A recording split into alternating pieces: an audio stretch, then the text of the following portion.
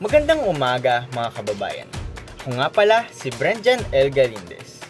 At ngayong araw, pag-uusapan natin ang ating sariling martial art, ang arnis.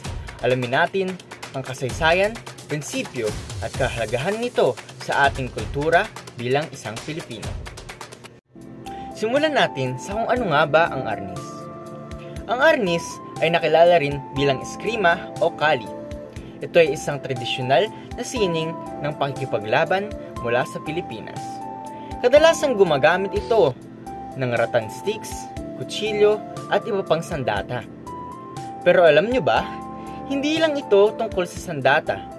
Mahalaga rin dito ang pakikipaglaban gamit ang kamay o empty hand combat. Ang arnis ay hindi lang sport o self-defense. Isa itong simbolo ng tapang, disiplina, at pagkakakilanlan ng mga Pilipino. Pangalawa naman ay ang kasaysayan ng arnis. Balikan natin ang kasaysayan. Ayon sa mga historians, ang arnis ay may ugat sa panahon pa ng ating mga nuno bago dumating ang mga Kastila. Ginamit ito sa digmaan, lalo na ang mga mandirigma tulad ng mga Datu at Maharlika. Pero noong panahon na pananakop ng Espanya, pinagbawal ang paggamit ng mga sandata. Dahil dito, ang mga Pilipino ay nag-practice ng arnis bilang sayaw na may kasamang musika para maitago ito sa mga dayuhan. Nakakabilib, di ba? Ang arnis ay patunay na kahit sa ilalim ng pananakop, hindi nawala ang ating diwa ng paglalaban. Prinsipyo naman ng arnis ay nakabatay sa tatlong prinsipyo: disiplina, mahalaga ang pagsunod sa guro at tamang paggalang sa kapwa. Pangalawa ay adaptability. Dapat mabilis kang makapag-adjust dahil ang laban ay laging pabago-bago. At pangatlo, ang respeto.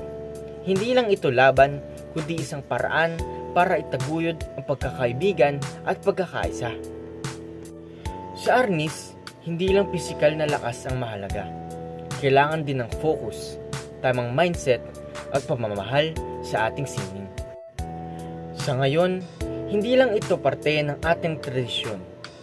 Isinasama na rin ang arnis sa paaralan at internasyonal na kompetisyon. Sa madaling salita, ang arnis ay hindi lamang isang simpleng martial art. Isa itong kwento ng ating kasaysayan, pagkakailanlan at pagmamahal sa ating bayan. Kahit ano pang hinihintay mo, subukan mo na ang arnis at ipagmalaki natin ang sariling atin. Yun lamang. Salamat sa panonood. Huwag kalimutang mag-like, mag-share at mag-subscribe para sa iba't ibang kaalaman tungkol sa ating kultura. Kita-kits!